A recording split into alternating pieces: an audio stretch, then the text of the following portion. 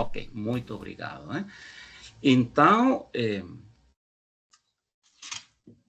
temos dentro do nosso programa, eu gostei muito, esta palavra sempre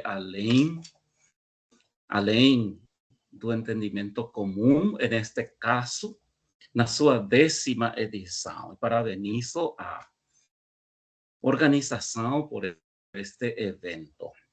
A temática de hoje, e sejam muito, muito bem-vindos, vai centrar-se na temática da leitura.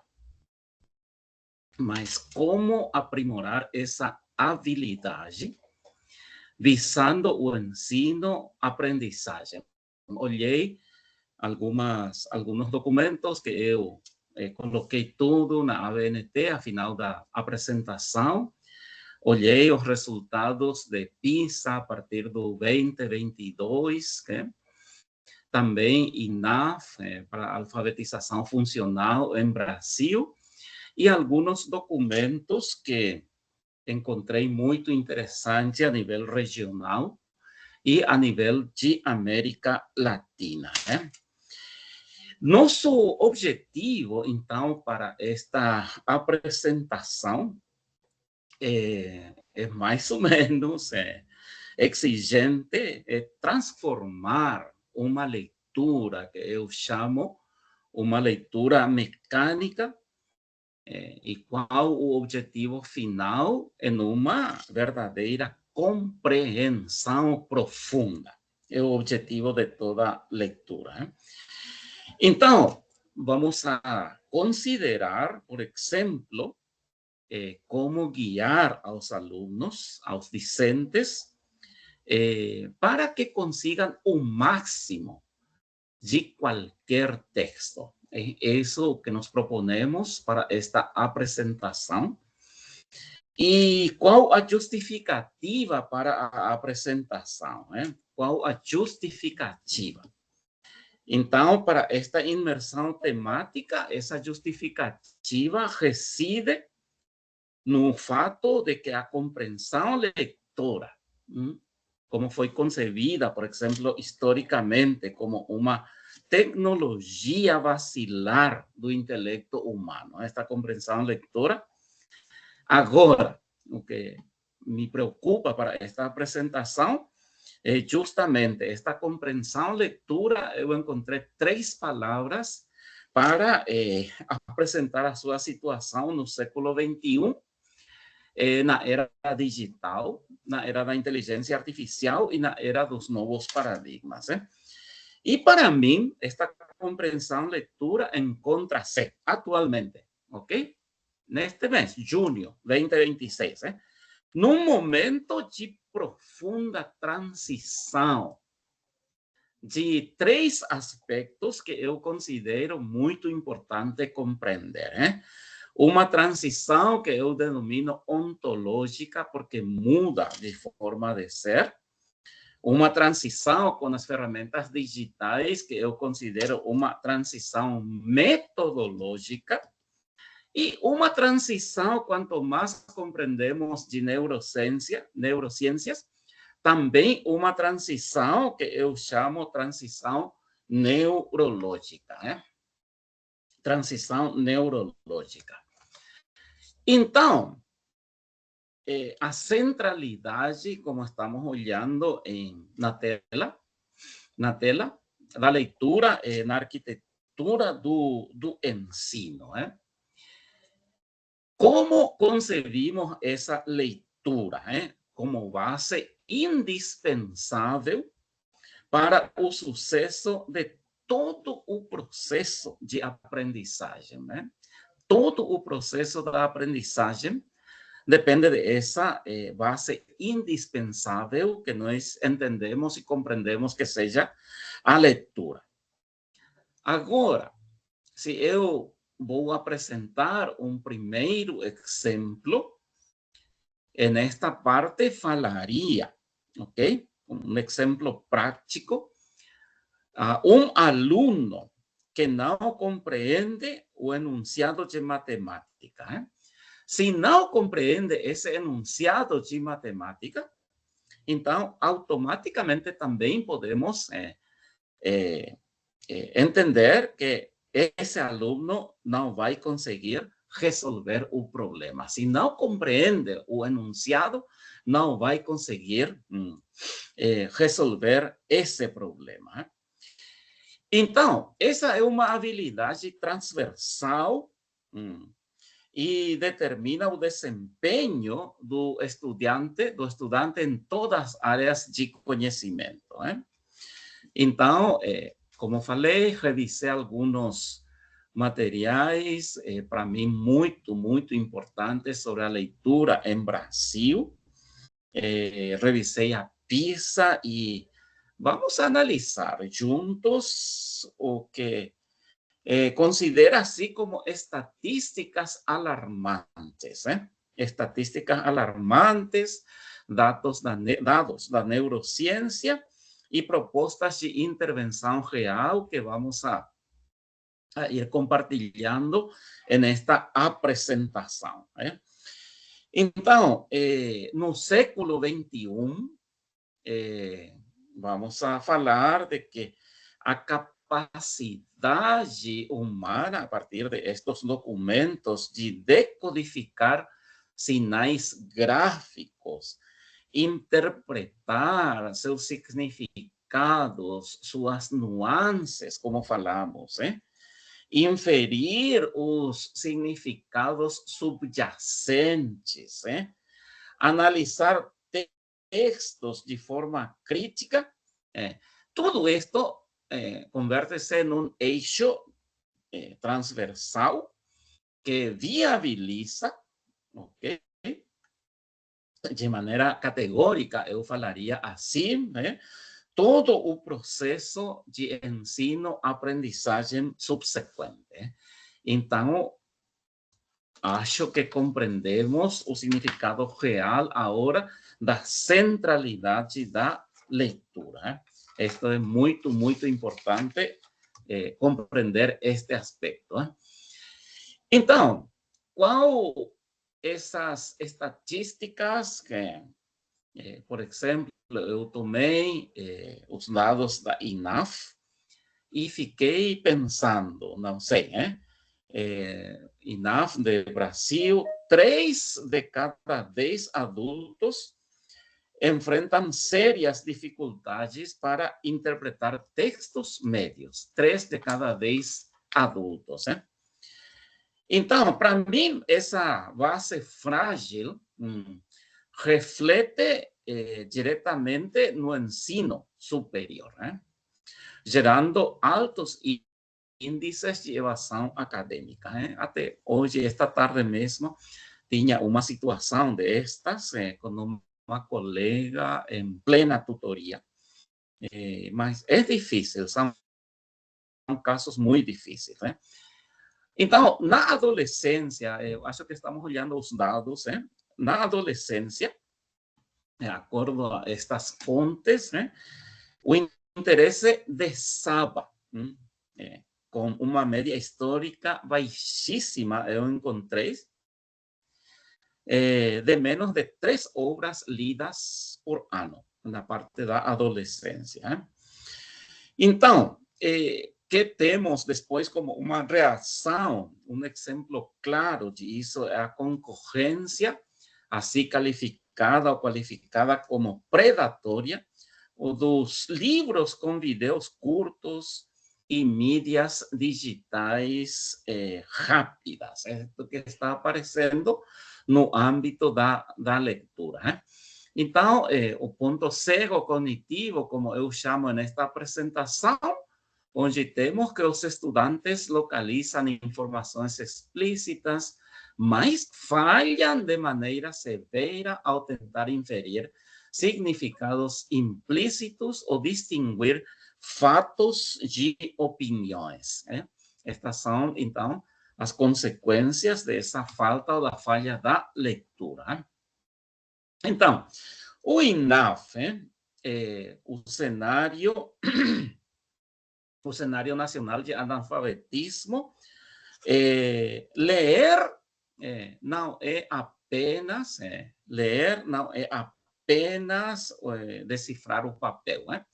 Aqui estamos olhando verdadeiramente outra vez os dados, ok?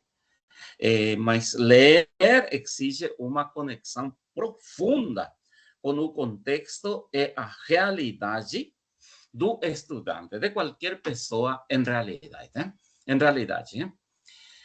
Então, temos esta afirmação que a leitura do mundo precede a leitura da palavra. Podemos, por exemplo, ensinar ao aluno a leer críticamente. A leer críticamente qualquer anúncio publicitário, por exemplo, ou um cartaz na sua cidade. Podemos fazer esse exercício. A leitura do mundo precede a leitura da palavra. O nosso objetivo a respeito da leitura é quebrar, nós docentes devemos quebrar a passividade da leitura tradicional. O que queremos conseguir é estimular um diálogo ativo entre o aluno e o autor dos livros. Então, muitas coisas que podemos fazer em aula, fora de aulas também, no mundo, por exemplo, como incentivar perguntas simples. Isto podemos fazer em aulas. Por exemplo, quem escreveu isso? Ou mais criticamente aún, o que o autor optou por esconder. São as questões que eu chamo aqui como intenção, aqui à direita, com qual propósito social foi escrita essa obra, que eu chamo como a intencionalidade questionadora. São muitos aspectos que temos que considerar. Isto leva, porque falei que existem também cambios neuronais, a reciclagem neural e a libertação da memória de trabalho. Que significa tudo isso? É muito interessante. Estava lendo, porque eu necessariamente leio, mas não sou especialista em neurociências, mas gostei muito quando encontrei o dado de que biologicamente nosso cérebro não nasceu para ler. É interessante, Mas o cérebro recicla, daí a palavra reciclagem, recicla a área visual de reconhecer objetos para as letras. Então, sem a automatização da fluência, temos que automatizar a fluência, temos que automatizar o ritmo. Então, sem isto, o aluno gasta toda a sua energia cerebral, energia mental, apenas decifrando sílabas. É pouco o que podemos fazer neste caso. Então, encontramos uma situação quando a pessoa lê tão devagar, pero tão devagar, e com tanto esforço mecânico que, ao chegar ao fim da frase, ou de uma frase, já esqueceu o começo. Então, não existe consistência nessa leitura. Pelo contrário, quando a leitura flui, a memória do trabalho fica livre para focar na retenção e no significado profundo. Então, temos um pouco as explicações de esta sessão. Apenas quando a fluência é estabelecida, essa memória do aluno, memória de trabalho do aluno é libertada para focar na retenção de conhecimento e no significado profundo as sílabas. O contraste fundamental entre a decodificação e o uso social, né? A alfabetização foca na técnica estrita e mecânica de associar letras, signos, sílabas e sons. Letras, sílabas e som. Essa é a alfabetização. Mas, quando falamos do letramento e o uso prático de essa leitura, nas interações, letramento significa esse uso prático que as pessoas podem fazer dessa leitura, onde nas interações e exigências reais na sociedade. Então, uso pragmático, como estamos olhando aqui, da leitura escrita nas práticas reais da sociedade. Aplicação, temos os exemplos, navegar por jornais, contratos e artigos científicos com proficiência. É isso que significa letramento como tal. Um exemplo de falha, neste sentido.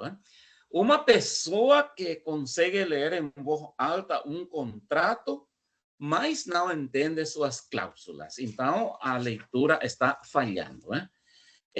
Mas o aprimoramento real acontece quando a pessoa, por exemplo, um estudante, usa a leitura para navegar estes médios que já falamos, por exemplo, jornais ou manuais ou qualquer fonte de leitura com autonomia, para a aprendizagem, como sempre falamos. O rol do professor, do docente, quando falamos de leitura, como estamos falando para o século XXI. Modelo cognitivo. Gostei muito nosso rol como modelo cognitivo em todas as disciplinas. Então, o que significa isso nesta parte da nossa apresentação? Nós somos professores de várias áreas de conhecimento. Somos professores de matemáticas, somos professores de ciências, somos professores de história, desculpa, mas como modelo cognitivo, o que temos que aprender e o novo que podemos, a novidade que podemos transmitir nesta apresentação é o rol do professor. Todos somos ou devemos ser professores de leitura. Não sei se pensamos tanto nesta missão nossa, neste rol nosso para o século XXI, mas eu acho que é muita, enfim, é um desafio, é um reto, é algo que, enfim, faz pensar. Todos somos, ou pelo menos devemos ser, professores de leitura. Então, cada um a partir de nossas áreas de conhecimento. Se eu sou um professor de biologia, e a partir da biologia da minha área, devo ensinar como se lê, como se interpreta, e várias questões, um relatório, um artigo científico dessa área. Então, todos devemos ser, e todos somos professores de leitura. Também, a invitação poderia parecer estranha, mas acho que tem seu significado. O docente pode ler em voz alta para a turma. É interessante que a turma tenha experiência de olhar a seu docente quando está lendo em voz alta. Então, o que vai demonstrar o professor com esta prática? Vai demonstrar como faz inferências, como está pensando, como faz o discurso mental, ok? E como resolve como pessoa, ok? Como profissional, dúvidas, por exemplo, de qualquer natureza. Começando, por exemplo, por dúvidas de vocabulário. Então, professor pode e deve ler em voz alta para a turma. E a escola precisa parar de apenas testar, como instituição, se o aluno leu. É uma prática bem comum, assumindo o papel de ensinar a estratégia da leitura. Então, responsabilidade compartilhada, o que aprendemos de esto, a prática da modelagem, ok? Verbalizar seu próprio processo mental e muitos desafios, ok? E a evolução do papel docente, não somente testar se alguém leu, mas ensinar como se lê de forma estratégica. Então, compreendemos que o nosso rol sempre está em constante evolução e se consideramos a leitura, estamos também aprendendo como ser esse modelo cognitivo para as nossas turmas. Ok. No século XXI, esta já é uma realidade. E a melhor palavra que podemos encontrar para isto, para a era do texto, imagem, áudio, dados, também vou agregar metadados, e também vou agregar inteligência artificial. Então, temos muitos, como estou repetindo, desafios, mas o desafio é o multiletramentos, multiletramentos e a defesa cognitiva contra a desinformação. Sempre falo, gosto muito de falar também como um novo rol de nós, os docentes, não? O nosso novo rol é de ser curador. A curadoria dos dados e contra a desinformação. Então, temos que curar. Somos curadores, não sei se se fala assim em português, curadores de dados contra a desinformação. Que significa isto? O texto no século XXI, agora, o texto contemporâneo, como podemos falar, é um texto multimodal. Então, precisamos multiletramentos. Multimodal. As exigências são várias e complexas. Se exige ler e, simultaneamente, ler palavras, ler imagens, ler vídeos, ler gráficos, enfim, tudo o que possamos pensar. Também estão os elementos visuais, enfim, muitos aspectos da multimodalidade. Qual o rol, então, da escola frente a esta realidade? E deve preparar a escola, tem o dever, ok, de preparar ao estudante para navegar neste mundo cibernético. Em palavras sencillas, simples, navegar o internet e navegar em hipertextos que, tecnicamente falamos, não são lineares. não são lineares. Então, por exemplo, a escola e todos nós devemos ensinar a cruzar os dados. Isto é bem difícil em nosso tempo. Por exemplo, eu tenho um infográfico. Ontem estava também provando essa situação. E que fazemos com o infográfico? Cruzar dados. Um infográfico com o texto escrito, ensinar a consciência crítica, curar os dados e checar a veracidade. Então, nosso rol não é simples e o rol da escola tampouco é simples. Então, eu chamo letramento digital o que temos, então, no nosso tempo.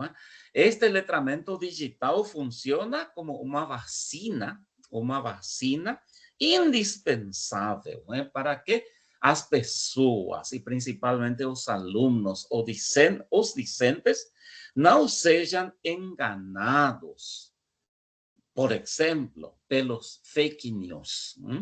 O último que temos aqui à direita, embaixo, ok? O aluno torna-se presa para enganosas campanhas de desinformação com os fake news. Os fake news. Então, o paradoxo atencional, essa frição entre a tela digital e o papel. Esquerda, tela digital, eu gosto muito, mas existe uma frição na área da leitura entre a tela digital e a leitura no papel, como conhecemos, Qual o paradoxo atencional? Vou falar da parte da esquerda do slide.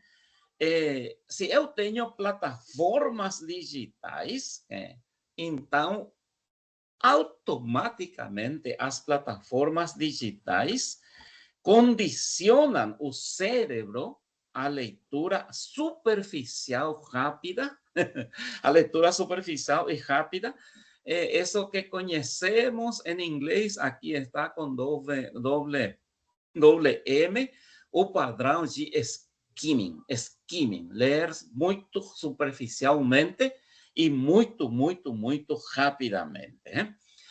As pesquisas que eu estava lendo para esta apresentação comprovam justamente que essas leituras exclusivas em telas, e tenho que falar, reduz drasticamente a compreensão humana, espaço-temporal. Então, tem os seus aspectos, tem seus aspectos bem positivos e também seus perigos. O skimming é um dos perigos, superficial, leitura superficial, leitura rápida. Então, o meio impresso agora favorece o foco denso. E nosso desafio pedagógico é cultivar essa concentração mais prolongada. Aqui podemos olhar mais ou menos que eu estou tratando de falar, o meio impresso favorece o foco denso e o raciocínio analítico. Então, é o que devemos cultivar. Se eu tenho uma tablet, à esquerda novamente, ou se eu tenho um celular, está sempre, e mesmo a computadora digital, com tela digital, com, como se chama, pode passar com os seus dedos, etc., com o dígito, passar os olhos rapidamente por uma notícia e não permite absorver todos os detalhes analíticos. É isso o que devemos entender desta de esta questão que estamos contrastando. Agora, o que chamamos mapa de navegação das estratégias cognitivas, tem pelo menos 3 momentos que eu invito. Estamos apresentando rapidamente, mas temos 3 momentos muito importantes antes, durante e depois da leitura. Então, antes de ler, a invitação é você, como docente, ative os conhecimentos prévios dos alunos. Também defina, como estamos olhando na tela, defina claramente os objetivos daquela leitura. É difícil, mas vale a pena. Agora, a recomendação técnica durante a leitura. Você, como docente responsável, ensine o monitoramento da compreensão, com pausas estratégicas, ok? E criação de imagens mentais. Que temos aqui esta invitação, mas o profissional docente deve fazer isso durante a leitura. Em terceiro lugar, depois da leitura, você tem essa invitação de estimular a capacidade de sintetizar as ideias principais e julgar criticamente a lógica do texto. Não sei, se eu sou um professor de história, gosto muito de falar, por exemplo, sobre textos do Antigo Egito, por exemplo, não? Então, eu vou perguntar para compreender estes 3 aspectos, o que os alunos já viram, já conhecem sobre o tema, por exemplo, em filmes. Então, ativação intensiva de conhecimentos prévios é muito importante. Intervenções práticas para a socialização de saber. Intervenção prática. Então, no ensino recíproco, clubes de leitura dialogada, arquitetura do visual, etc. Compreendo que estou praticamente a 3 minutos para terminar esta apresentação. Estou olhando a hora com muita atenção. Então, tem muitos aspectos que podemos considerar para estas intervenções práticas. Aqui eu deixo pelo menos 3, dividir sala em grupos, que revezam papéis. Por exemplo, aqui tem questionador, resumidor, clarificador, previsor, etc. Deixo algumas ideias para estas intervenções práticas. Atenção, o ponto bem temido, que dá medo, é o erro. O erro. Mas compreendemos agora que o erro deve servir como mapa diagnóstico na avaliação formativa.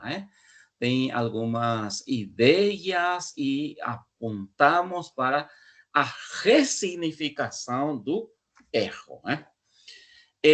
Não sei, os docentes também, por exemplo, temos exames com múltipla escolha. Atenção com essas práticas. Por exemplo, um exame com múltiplas escolhas não sei, esconde o processo mental e mais bem estimula o que em português chama-se chute, adivinhar, etc. Não? Tira, chute.